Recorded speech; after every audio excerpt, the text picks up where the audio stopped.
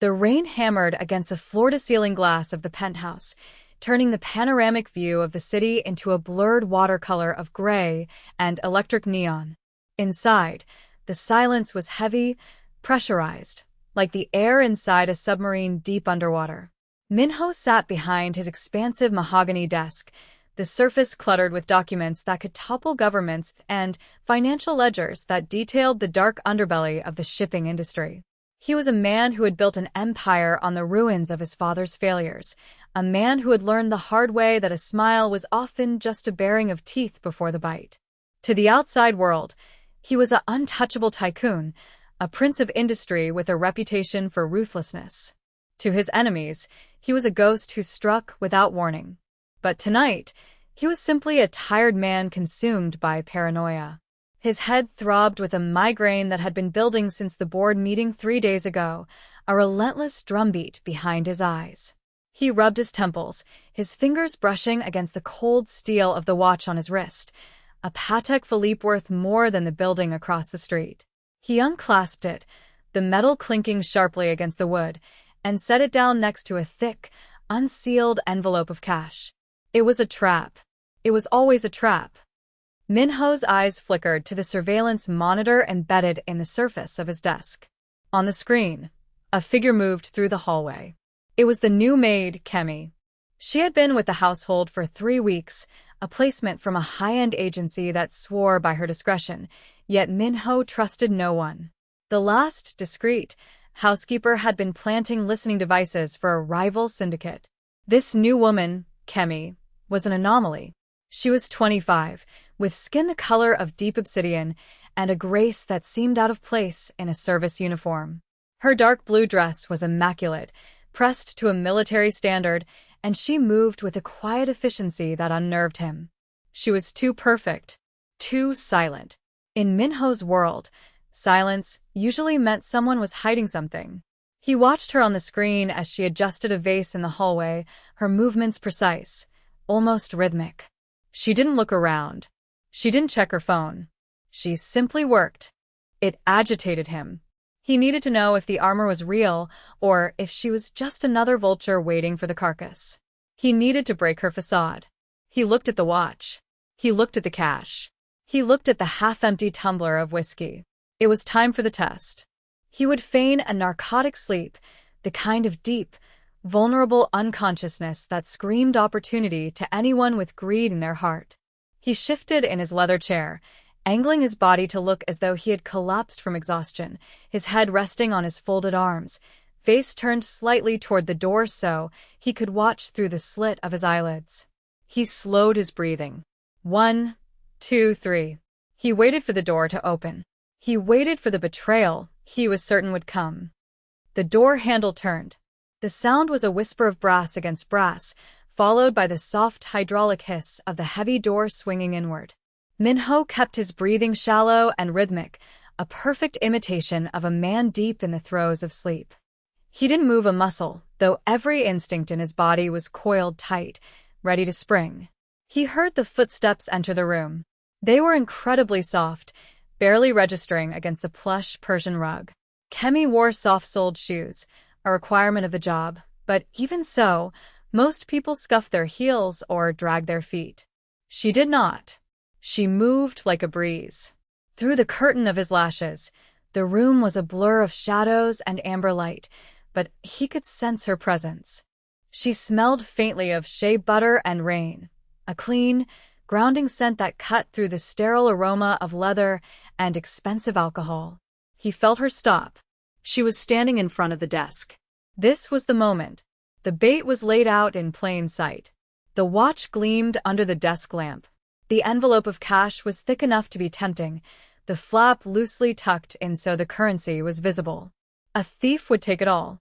A spy would photograph the documents under his elbow. A curious worker would at least lean in to read the names on the files. Minho counted the seconds in his head. 1, 2, 3, 4. Why wasn't she moving? The silence stretched, thick and suffocating. He expected the rustle of paper. He expected the click of a phone camera. Instead, he heard a soft sigh, not of greed, but of something else, something that sounded dangerously like pity. Minho felt a shift in the air pressure near him. She was moving closer. His heart hammered against his ribs, a traitorous drum in the quiet room. He prepared to grab her wrist, to twist it behind her back, and demand to know who sent her. He imagined the interrogation, the cold satisfaction of being right. But then, the movement stopped. She wasn't reaching for the watch. She wasn't reaching for the money. The shadow of her hand passed over the desk lamp. The harsh, glaring light that had been beating down on his closed eyelids suddenly vanished, replaced by a soft, diffused glow. She had tilted the shade away from his face. The relief to his migraine was instantaneous, a physical cooling of the fire in his brain. Minho froze. This was not the script. This was not the sequence of events he had calculated. He remained perfectly still, his mind racing to reevaluate the threat level. Then, he felt a gentle tug at the sleeve of his suit jacket. Her fingers were cool and dry. She wasn't checking his pockets. She was carefully, painstakingly lifting his arm to slide a coaster under the condensation-slicked whiskey glass he had left perilously close to his elbow. She did it with the focus of a bomb disposal expert, ensuring not a single drop spilled, ensuring the glass didn't make a sound against the wood. Why? Why would she care about a water ring on a desk he owned? Why would she dim the light for a man she barely knew? Then came the moment that shattered his defenses completely. He heard the rustle of fabric, but it wasn't coming from the desk. It was coming from her own person. He risked opening his eyes a fraction of a millimeter more. Kemi was unbuttoning the thick, knitted cardigan she wore over her uniform, a personal item, likely meant to guard against the aggressive air conditioning of the penthouse. She slipped it off, revealing her bare arms to the chill of the room. With a movement that was almost reverent, she stepped around the desk. She didn't look at the confidential files. She didn't even glance at the gold watch that could pay her salary for 5 years. She leaned over him, and for a split second, Minho braced for a weapon. But what descended on his shoulders was warmth. She draped her own cardigan over him, tucking the edges around his shoulders with a terrifying gentleness. It was a gesture of such intimate, maternal care that Minho forgot to breathe. She treated him not as an employer, not as a target, and not as a monster. She treated him as a human being who was cold. She paused for a moment, her hand hovering near his hair, a hesitation that spoke of a desire to comfort that she couldn't quite act on. Then she pulled back. "Rest well, sir," she whispered into the empty room. Her voice was low, a rich contralto that vibrated in the air long after she turned away. She picked up the empty coffee cup from the corner of the desk, the only reason she had entered in the first place, and walked out, closing the door with the same impossible silence. Minho remained slumped on the desk for a long time after the latch clicked shut. The scent of shea butter lingered, now mixed with the faint warmth of the wool cardigan draped over his shoulders. He slowly sat up, the fabric sliding down his back.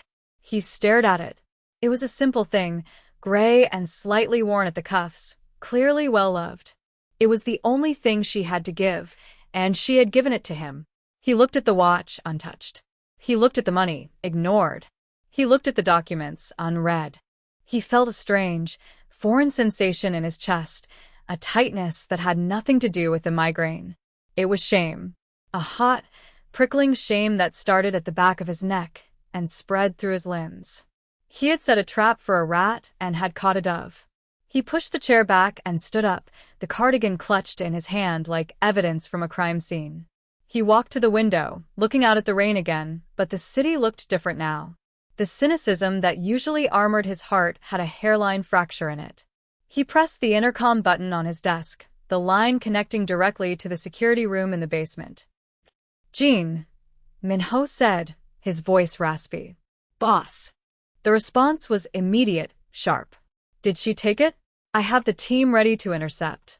"No," Minho said, staring at his reflection in the dark glass. "She didn't take anything." "Nothing? Did she read the files?" "She didn't look at them." "Then what did she do in there for 3 minutes?" Jean asked, his voice laced with the eternal suspicion that kept them both alive. Minho looked down at the gray wool in his hand. She covered me. Because it was cold. There was a long silence on the other end of the line. In their world, kindness was usually a currency used to buy leverage. Pure, uncalculated altruism was a myth. Boss, Jean said slowly. That's a strategy. She's playing the long game. She wants you to trust her, so she can take something bigger later. It's the classic honey trap, without the honey. Maybe, Minho said, though the word felt hollow. Or maybe we are just broken men who have forgotten what decency looks like. I'll keep the surveillance level high, Jean insisted. Background checks came back clean, but everyone has a price. Everyone. Keep watching, Minho ordered, but his tone lacked its usual bite. But Jean? Do not intervene unless she touches something that matters. And turn the heat up in the penthouse. It's freezing in here. The next morning, the dynamic in the house had shifted, though only Minho could feel the tectonic plates moving. He sat at the long marble dining table, a single place setting at the head, surrounded by empty chairs.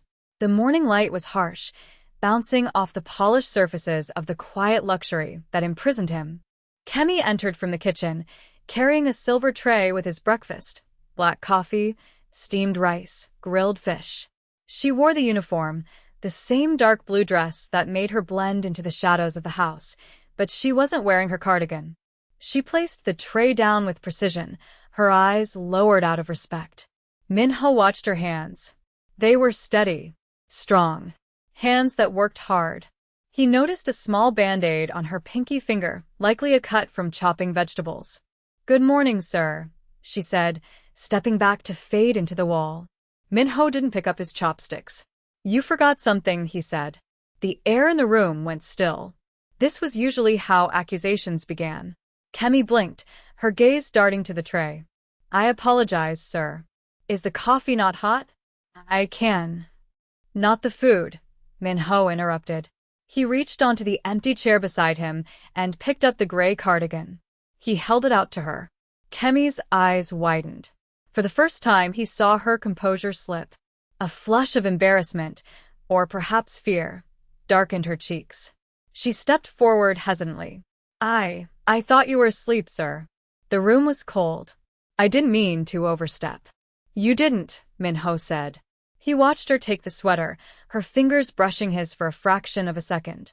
An electric shock, subtle but undeniable, traveled up his arm. "Thank you." The words felt heavy and awkward in his mouth, like a language he hadn't spoken in years. Kemi looked at him then, really looked at him, her dark eyes searching his face. She didn't smile. That would have been unprofessional, but her expression softened. "You're welcome, sir." "Kemi," he said, testing the name. "Yes, sir?" "Why didn't you take the watch?" The question slipped out before he could stop it. It was a mistake. It revealed he had been awake. It revealed the test. Kemi paused, clutching the cardigan to her chest. She didn't look shocked that he had been testing her. Perhaps she expected men like him to test everyone. She looked thoughtful. "My father used to have a watch like that," she said quietly. "He worked in a factory for 30 years to buy a knockoff version of it.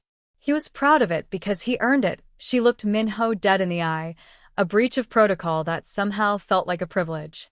"I don't touch things I haven't earned. And I don't take things from people who are sleeping. That isn't who I am." She turned and walked back toward the kitchen, her spine straight, her dignity filling the room more than his wealth ever could. Minho watched her go, the coffee getting cold in front of him. He realized then that Jean was wrong. She wasn't playing a game. She was simply playing by a set of rules that Minho had discarded long ago. And that made her the most dangerous person in his life, because she was the only one he couldn't predict.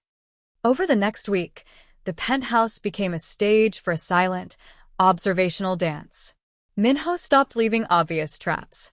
The piles of cash disappeared, the watches were locked away, not because he didn't trust her, but because he felt foolish insulting her integrity with them. Instead, he began to watch her for different reasons. He watched how she paused to look at the rain, how she carefully dusted the photographs of his parents without moving them an inch from their original spots. He noticed that she never took the leftover food that the staff was allowed to have. She brought her own lunch in a small plastic container. One afternoon, He found himself in the security room with Jean, staring at the wall of monitors. "She's eating rice and vegetables again," Jean muttered, zooming in on the camera feed of the staff break room. "We throw away steak and lobster every night. Why doesn't she take a plate? Everyone else does." "Pride," Min-ho said softly. "Or preference." "It's suspicious," Jean argued. "She's too clean. Nobody is this clean." I dug deeper into her file. She sends almost all her earnings back to a distinct account. An orphanage? A debt collector? It's hidden behind a few layers. "Leave it," Min-ho ordered, surprising himself. "It's her money. She earns it." "Boss, if she's in debt, she's vulnerable. Vulnerable people can be bought." "She isn't vulnerable," Min-ho corrected, his eyes fixed on the screen where Kemi was reading a worn paperback book during her break. "She's disciplined." "There is a difference." He left the security room and walked toward the library, knowing she would be cleaning there soon. He wanted to see her. He told himself it was to maintain the employer-employee rapport, to ensure the household ran smoothly. But he knew it was because the penthouse felt empty when she was in the room. He found her polishing the long oak table, the rhythmic swish of the cloth the only sound. "Do you like to read?" he asked from the doorway. Kemi jumped slightly, then turned and bowed. "Yes, sir. When I have time." Min-ho walked to the shelves and pulled down a first edition of a classic, a book worth thousands. He held it out. "You can borrow this, if you like." It was another test, but different this time. It wasn't a test of honesty. It was a test of trust. He was offering her something he valued, waiting to see if she would accept the connection. Kemi looked at the book, then at him. Her eyes were guarded. "I couldn't, sir. It looks expensive. If I damaged it." "It's a book," Min-ho said. "Books are meant to be read, not hoarded. Take it." She hesitated, then reached out. Her hands were rougher than his, the skin dry from cleaning detergents. As she took the book, she didn't just grab it. She cradled it. "Thank you, Min-ho SSI," she whispered, slipping into the Korean honorific naturally. It was the first time she had used his name. It sounded like a secret code between them. Min-ho felt a crack in the ice around his heart widen. He was in trouble. He was in deep, terrible trouble. Because for the first time in 10 years, he didn't want to be the boss who commanded the room. He wanted to be the man who deserved the blanket. The library became their sanctuary, a demilitarized zone in the silent war that Min-ho waged against the world. For weeks, the dynamic shifted with the subtlety of a glacier moving, imperceptible in the moment, but landscape-altering over time. Min-ho found himself returning home earlier, the neon allure of the city's nightlife losing its grip on him. He would find Kemi there, dusting the upper shelves or organizing the vast collection of vinyl records he rarely touched. She had finished the first book he lent her and had returned it with a small note tucked inside, written in elegant, looped cursive, thanking him for the escape it provided. He kept the note. It was currently sitting in the breast pocket of his tailored suit, resting against his heart like a talisman. One evening, the rain returned, lashing against the windows with renewed fury. Min-ho sat in his armchair, a glass of water replacing his usual whiskey, watching Kemi carefully polish the brass lamp near the window. The silence between them wasn't heavy anymore. It was companionable, a shared frequency that excluded the violence of his business and the hierarchy of his household. He noticed the way the lamp's light caught the high curve of her cheekbone and the steady, calm focus in her eyes. She was a woman who found dignity in labor, but Min-ho was beginning to see that her spirit was too vast for the uniform she wore. He cleared his throat, the sound startlingly loud. "What did you think of the ending?" he asked, referring to the novel. Kemi stopped her work, turning to him with that now familiar mixture of respect and guarded curiosity. "I thought it was sad, sir," she said softly. He waited too long to speak. By the time he was brave enough, the season had changed. Min-ho looked at her, really looked at her, and felt a phantom ache in his chest. "Cowardice comes in many forms," he replied, his voice low. "Sometimes silence is the greatest cowardice of all." Kemi held his gaze for a second longer than was proper. "And sometimes," she countered gently, Silence is the only shield we have. It was a moment of terrifying clarity for Minho. He realized he didn't just admire her integrity, he was captivated by her mind. He wanted to cross the room.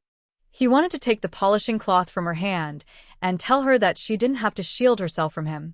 But the chasm of their stations was wide, and he was terrified that if he tried to build a bridge, he would only drag her down into his darkness. So he stayed in the chair, gripping the armrests, contenting himself with the sight of her, a beautiful, unreachable star in his orbit.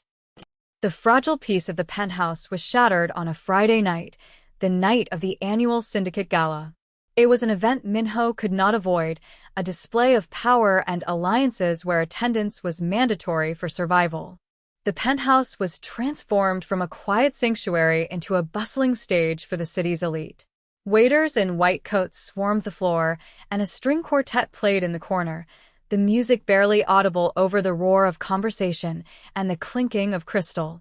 Kemi was assigned to the coat check and service support, keeping her on the periphery, which Minho had personally arranged to keep her away from the prying, predatory eyes of his associates. However, chaos has a way of finding the innocent. Among the guests was Chiron, the daughter of a rival shipping magnate, a woman whose beauty was as sharp and cold as a diamond, and who had long harbored a bitter resentment toward Minho for rejecting a marriage alliance years prior. She swept through the room in a gown that cost more than Kemi would earn in a lifetime, her eyes scanning for weaknesses. When the evening was winding down, and the air was thick with cigar smoke and fatigue, a shrill scream cut through the music. Chiron stood near the hallway, clutching her wrist, her face a mask of performative horror. "My bracelet," she shrieked, the room falling into a hush. "The emerald cuff. It's gone." Her eyes darted around the room before locking onto Kemi, who was quietly collecting empty glasses from a side table near where Chiron had been standing moments before. "You." Chiron pointed a manicured finger, the accusation flying like a dagger. "She was hovering around me all night. I felt her brush against me." The room turned. Dozens of eyes, cold and judgment-filled, landed on Kemi. Kemi froze, the tray in her hands trembling slightly, but she did not drop it. She stood tall, her face composed, though Minho could see the terror vibrating in the tension of her jaw. "I did not touch you, ma'am," Kemi said, her voice steady but quiet. "I have not taken anything." Chiron laughed, a cruel, brittle sound. "That's what they all say. The help always has sticky fingers. Look at her. Look at where she comes from. She probably has a dozen starving relatives waiting for a payout." The insult was not just personal, it was racial, classist, and designed to dehumanize. The air in the room grew toxic. Minho, who had been across the room speaking with a senator, felt a cold rage flood his veins, colder than any ice, sharper than any blade. He set his glass down. The sound of the heavy crystal hitting the table echoed like a gunshot. Minho moved through the crowd, the sea of wealthy bodies parting for him as if he were Moses. He didn't look at Chiron. He looked only at Kemi. She was standing alone, isolated in a circle of accusation, clutching the tray like a shield. She looked ready to endure this, resigned to the fact that the world was unfair. That resignation broke Minho's heart more than her fear would have. He stepped into the circle, placing himself directly between Kemi and Chiron, his back to the accuser. "Are you all right?" he asked Kemi, his voice ignoring the room, ignoring the guests, focused entirely on her. Kemi looked up at him, her eyes shimmering with unshed tears. "I didn't take it, Minho SSI," she whispered, the honorific slipping out in her distress. "I know," he said. He turned slowly to face Chiron. His expression was terrifyingly blank. "You are accusing a member of my household of theft," he stated, his voice devoid of inflection. "In my home." Without proof, Chiron faltered, sensing the danger radiating from him, but her pride pushed her forward. "The proof is that it's gone. Search her. If she has nothing to hide, let security strip search her right now." The crowd murmured in agreement, the bloodlust of the wealthy hungry for a spectacle. Jean, the head of security, stepped forward uncertainly, looking to Minho for a command. Kemi began to set the tray down, her hands shaking, preparing to submit to the humiliation to save her job. "I will allow it," she said, her voice breaking. "If it proves my innocence." "No." Minho's voice cracked like a whip. He stepped closer to Chiron, towering over her. "No one touches her. Not a single person in this room touches her." He reached into his own pocket, not to retrieve the bracelet, but to retrieve his phone. He tapped the screen and held it up. It was a live feed from the hallway security camera, rewound 2 minutes. The footage clearly showed Chiron unclasping the bracelet herself, slipping it into her own clutch purse, and then walking into the room to stage the scene. A gasp rippled through the crowd. "You are bored," Minho said, his voice dripping with disdain. "You wanted drama. You wanted to hurt someone you view as beneath you to make yourself feel tall." He stepped closer, invading her personal space. "But she is not beneath you, Chiron. She has more honor in her little finger than you have in your entire lineage." He gestured to the door. "Get out. And take your friends with you. The party is over." The exodus was swift and awkward. The guests, sensing the volatility of their host, scattered like roaches when the lights turn on. Within 20 minutes, the penthouse was silent again, save for the hum of the air conditioning and the distant city noise. The staff retreated to the kitchens, sensing this was a moment for the master of the house to handle alone. Minho found Kemi on the balcony, staring out at the skyline. The rain had stopped, leaving the air crisp and cold. She was hugging her arms, shivering, not from the temperature, but from the adrenaline crash. Minho walked out, taking off his suit jacket as he moved. He didn't ask permission this time. He simply draped it over her shoulders, enclosing her in his warmth, the silk lining still holding the heat of his body. She didn't pull away.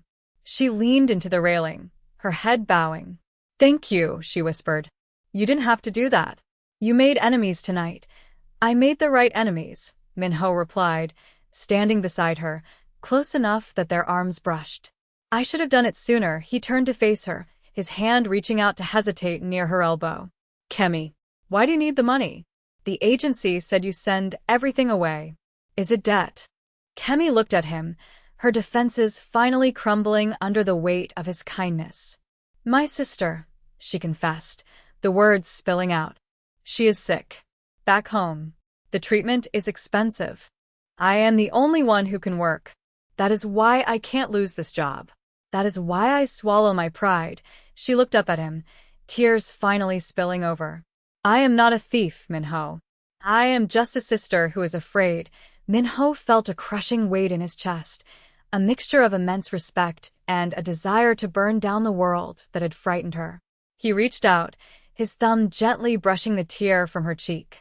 His skin was rough against hers, a contrast of textures that felt electric. "You are not a thief," he murmured. "You are the only honest thing in my life." He stepped closer, his body shielding her from the wind. "Your sister. She will be taken care of. Tonight. I will have Jean arrange the transfer. Not as a loan. Not as charity. But because you have saved me in ways you don't understand." The distance between them vanished in the days that followed, replaced by a quiet, burning intensity. It was a romance devoid of grand, sweeping physical gestures, but saturated with emotional intimacy. Minho no longer ate alone.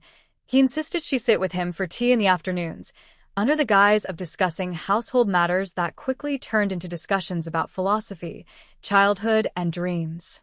He learned she wanted to be an architect, that she looked at buildings and saw the bones of them, the way they held people. He saw the sketches in her notebook, complex and beautiful structures that proved her genius was being wasted on polishing his floors. The tension in the house wasn't fear anymore. It was the magnetic pull of two people who desperately wanted to be together, but were bound by professional lines. One evening in the library, Minho broke the line. He placed a document on the table in front of her. It wasn't a contract for cleaning. It was an admission letter to the most prestigious architecture program in the city, fully paid, with a stipend that covered her living expenses and her sister's medical bills.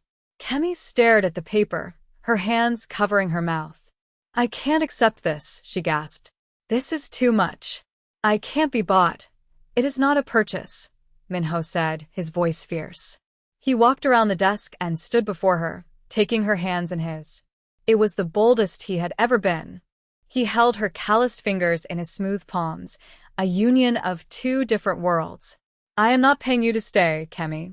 I am paying for you to leave. She looked up, confused and hurt. You want me to leave? I want you to be free, he corrected, his voice cracking with the effort of letting her go.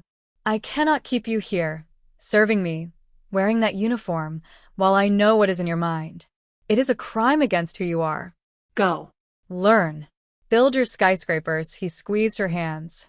And when you are standing on your own feet, when you are my equal in the eyes of this stupid, blind world, then come back. If you want it, Kemi looked at him, the tears flowing freely now.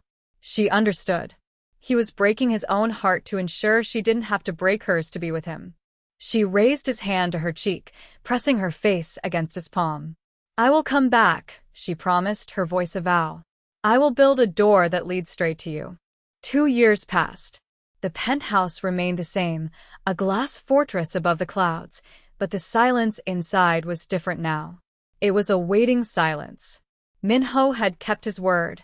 He had watched her from afar, never interfering, never checking up on her like a jailer, but reading every report of her academic success with a pride that bordered on paternal, yet burned with a lover's patience. He had changed too. The syndicate was legitimizing, moving into clean energy and construction, guided by a man who no longer wanted to live in the shadows. On a rainy Tuesday, much like the one where they had first truly met, the intercom buzzed. Guest in the lobby, sir. Jin's voice came through, sounding amused. Says she has an appointment, Minho frowned. I have no appointments. I think you'll want to take this one. Minho stood up, his heart doing a strange, forgotten flutter in his chest. He walked to the elevator doors, which opened directly into the penthouse. He smoothed his suit jacket, checking his reflection. He looked older, tired, but softer. The bell dinged. The doors slid open. Kemi stood there. She was not wearing the dark blue uniform. She was wearing a structured cream coat, elegant and professional, holding a portfolio case. Her hair was styled differently, commanding and chic. She looked like a woman who owned the room. But when she saw him, the professional mask slipped, and the warmth of the girl who had covered him with a cardigan flooded her face. She stepped into the room, the click of her heels sharp and confident. She stopped exactly where she had stood that first night, in front of his desk. She didn't say a word. She simply reached into her bag and pulled out a small box. She placed it on the desk. Inside was a watch, simple, elegant, bought with her own money. I earned it, she said, her smile breaking like sunrise. And I thought you might be cold, Minho laughed, a sound that released 2 years of held breath. He walked around the desk, ignoring the watch, ignoring the space, and stopped inches from her. He didn't touch her, not yet. He just breathed her in shea butter and rain. And now, success. Welcome home, Kemi, he whispered. She closed the gap, resting her forehead against his, her hands coming up to grip the lapels of his jacket. I told you, she murmured, her eyes closing as his arms finally wrapped around her waist to pull her in. I don't break my promises outside. The rain washed the city clean, but inside, there was only warmth.